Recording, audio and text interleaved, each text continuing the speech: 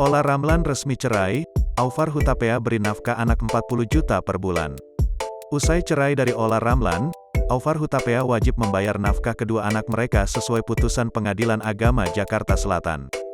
Diketahui, Majelis Hakim Pengadilan Agama, PA, Jakarta Selatan telah resmi memutuskan perkara perceraian keduanya pada Senin, tanggal 6 Juni tahun 2022. Dalam putusan tersebut, Aufar sebagai tergugat wajib membiayai nafkah kedua anaknya sebesar 40 juta rupiah setiap bulannya. Selain itu, Aufar juga diwajibkan membayar masa idah dan muta sebesar 100 juta rupiah kepada Ola Ramlan selama proses perceraian berlangsung.